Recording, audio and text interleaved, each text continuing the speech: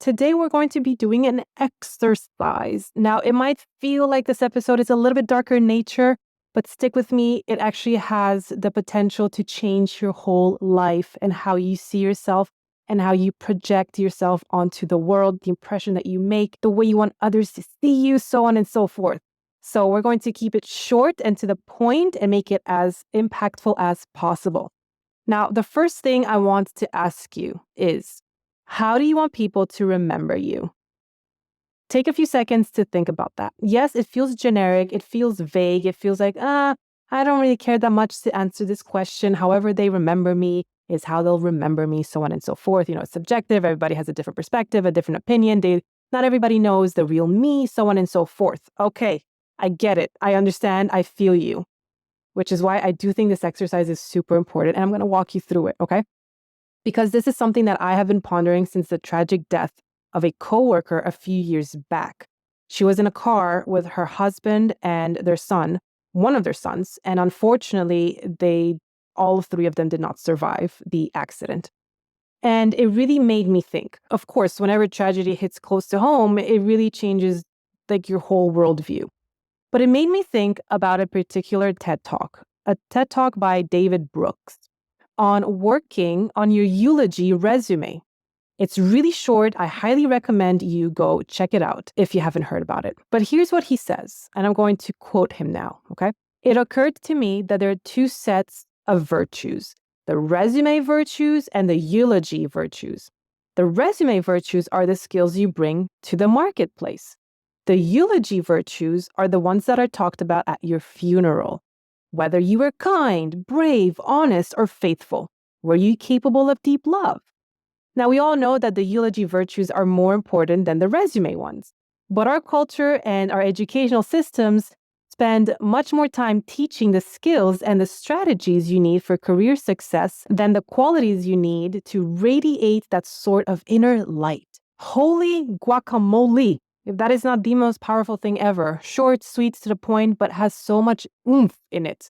Because when I think of my coworker, the one that passed away, I think, oh my goodness, how she laughed at every chance she had, at every chance she could. She was just that happy, radiating, glowing person on our team, always a smile on her face, no matter what. And that's ultimately my lasting memory of her. Even though I had conflict with her, I didn't particularly like how she worked, so on and so forth.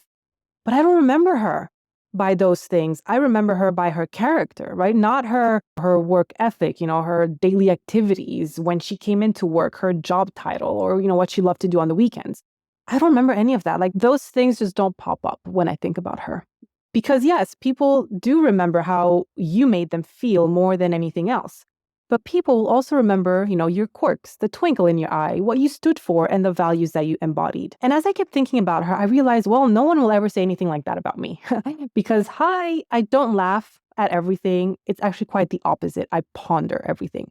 I rarely burst out laughing. So I already know that people are not going to remember me as a good-humored person. And I'm okay with that. I really am. But it got me thinking, how do I want them to remember me? Notice how I'm not saying, how do I think they will remember me? Because that's a difficult rabbit hole to go down in, especially if you don't have a lot of confidence in yourself. But how do you want to remember is a positive spin on it, which brings me to the exercise. Now, let's quickly run through the exercise. The point is to think of a word or a couple words that you want people to associate you with once you're gone. Yes, I do have to bring up this concept of death, because otherwise the exercise doesn't work. It's futile. So when I did this exercise for myself, I had to come up with a word. All you have to do is say your name, and a word. For me, it would be Roxana was a social justice warrior. So just substitute, your name was what? What is it that you see yourself as, And you might not embody this word yet. I'm at 10% myself of being a social justice warrior. You might not even be close. But what if you worked towards that word every single day? Because that's how you want to be remembered. I want to be remembered as a social justice warrior, as an activist, as someone that spoke up. And you can make a list. There can be many different words and you can work towards them. But ultimately, you must have a vision, right? A core vision of your Eulogy virtues. And what if you do your best to display these virtues, these characteristics that you admire the most in others at any given moment in time, right? So aligning yourself with a higher moral standard, because your life, my life, our lives are built in moments. So every moment is an opportunity to show up how you want to show up. Every moment is an opportunity to become the person you want others to remember you by, which is the whole point of the eulogy virtues. But just as an FYI, this exercise is not about them. It's not about anyone else. It's about you. It's about working towards the couple of words you want to embody and align yourself with. And the bonus is that that's the image people will have of you at the end, which means that you successfully became the person you most wanted to be.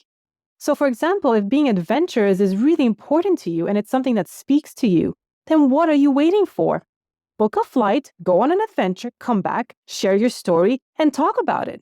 And do that again and again and again. And that's how you embody the word adventurous. If you want to be spiritual, what can you do to become that? So on and so forth.